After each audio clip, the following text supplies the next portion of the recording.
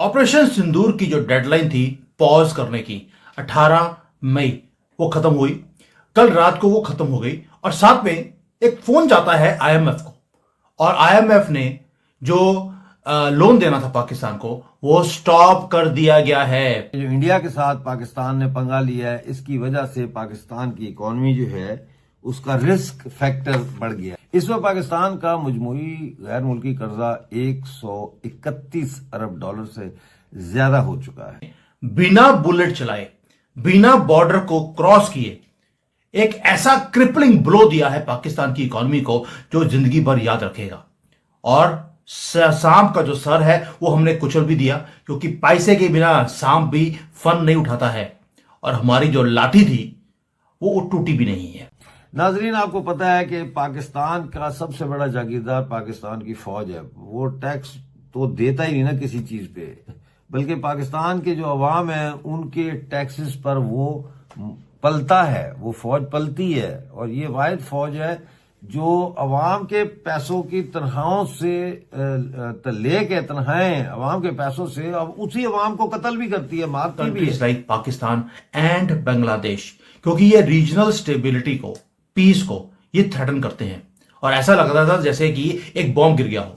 साथ में हमने ये भी बोल दिया अमेरिका को कि बेटा, अगर भारत के साथ तुम्हें ट्रेड करना है, ट्रेड डील्स करनी है, तो पहले तो पाकिस्तान नामक जानवर को पैसे देने बंद कीजिए। पाकिस्तान ने जैसे ये लोन इनको मिला, पाकिस्तान ने अनाउंस कर दिया कि वो अपने डिफेंस एक्सपेंडिचर को 18% इंक्रीज करने वाले हैं। आईएमएफ को हमने बोल दिया कि बेटा, तुम्हारे पैसे लेकर ये सिर्फ हथियार खरीदेंगे जो तुम इसको बेचना चाहते हो। हमें मालूम है तुम्हारी गेम क्या है। अगर तुम चाहते हो इस तरह से खेलना है, कोई दिक्कत नहीं, हम भी खेल लेंगे। यानी कि we have also started playing with IMF hard. और इन्होंने क्या बोल दिया, अभी ऐसी कंडीशंस लगा दी हैं। कंडीशंस क्या लगाई हैं, आपको सुनकर हैरानी हुई। ये देखिए, ये इतनी लंबी चौड़ी कंडीशंस हैं जो पाकिस्तान के ऊपर लगाई गई हैं। अब ये कंडीशंस कहती क्या है? पहली बात ये है, उन्होंने बोला अपना डिफेंस एक्सपेंडिचर कम कीजिए। ये ऐसी एक कंडीशन है जो पाकिस्तान कभी पूरी कर ही नहीं सकता। उन्होंने बोल दिया कि तुम्हारा डिफेंस एक्सपेंडिचर ऑलरेडी 12% से जो थ्रेश होल्ड है उससे 12% ज्यादा है, इसको कम कीजिए। पाकिस्तान को और ज्यादा हथियार चाहिए थे। अब वो गन्स खरीदने गया था, अब वो बुलेट भी खरीद नहीं सकता क्योंकि आपने रोक लगा दी। दूसरा, जो पाकिस्तान का बजट है उसके ऊपर बोल दिया कि आपको पार्लियामेंट्री अप्रूवल चाहिए कि आप तो यार 17 ट्रिलियन यानी कि आई डोंट नो 170 करोड़ है कि कितने करोड़ का इनका बजट है। उन्होंने बोला कि इतना एक्सपेंडिचर करने के लिए आपको पहले तो पार्लियामेंट्री अप्रूवल चाहिए। ये नहीं कि प्रधानमंत्री का मन किया और आसिफ मुनीर ने बोला इतना पैसा खर्चो तो आपने खर्चना शुरू कर दिया, वो नहीं चलेगा। साथ में सबसे बड़ी इंपॉर्टेंट बात वो ये थी कि आपको ऑलमोस्ट 1 ट्रिलियन बोला इन्होंने, वो भी पाकिस्तानी रुपीस जिसकी कोई वैल्यू नहीं है, वो आपको फूड के ऊपर, शेल्टर के ऊपर, एजुकेशन के ऊपर काम करना पड़ेगा। एजुकेशन के ऊपर पाकिस्तान काम करे, ये शर्त को भी पूरी कर ही नहीं सकता, ये भी पूरा नहीं होगा। और क्योंकि ये सारा पैसा जाता है टेरर फंडिंग में, आईएमएफ ने बोल दिया टेरर फंडिंग में पैसा देने की बजाय तुम्हें हेल्थ, शेल्टर, फूड इसके ऊपर काम करना पड़ेगा। यानी कि आईएमएफ को पता लग गया है ये आटे की लाइन में भीख मांग रहे हैं, लेकिन टेरर फंडिंग बंद नहीं करेंगे। और सबसे बड़ा काम जो आईएमएफ ने बोला है, एग्रीकल्चर की जो इनकम है इसके ऊपर टैक्स लगाई है। दोस्तों, आप सोच सकते हैं कि भारत में जो एग्रीकल्चर है वो टैक्स फ्री है, इसके ऊपर कभी भी इनकम टैक्स लग सकता है? यह कंडीशन पाकिस्तान के ऊपर आईएमएफ ने लगा दी कि जब तुम एग्रीकल्चर इनकम के ऊपर टैक्स लगा दोगे, तुम्हें आईएमएफ के पैसे तुम्हें रिलीज किए जाएंगे। अब यह एक ऐसी तलवार है जिसमें से पाकिस्तान बाहर नहीं निकल सकता, क्योंकि एग्रीकल्चर को ये कहते हैं कि हमारी बैकबोन है। वैसे तो बैकबोन हमने पहले तोड़ दी पानी बंद कर कर, अब उसे स्क्वीज कर दिया गया है ये वाली एक कंडीशन लगाकर। एक कंडीशन और है जो बड़ी ही मजेदार है।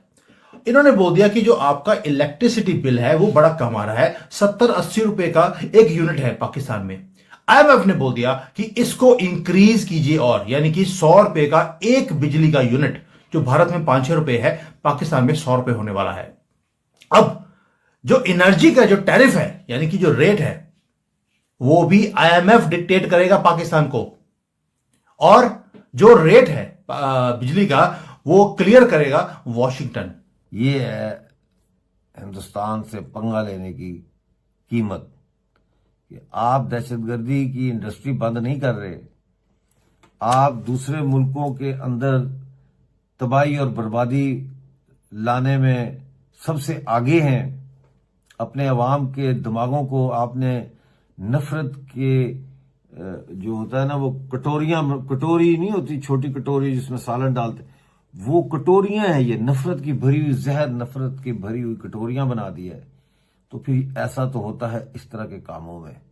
फिर अब रोना मत जब आपको टैक्स लगेगा, लोगों को जब आपको बाजू मरोड़ के IMF आपसे पैसे मांगेगा, फिर रोने की आवाज नहीं आनी चाहिए।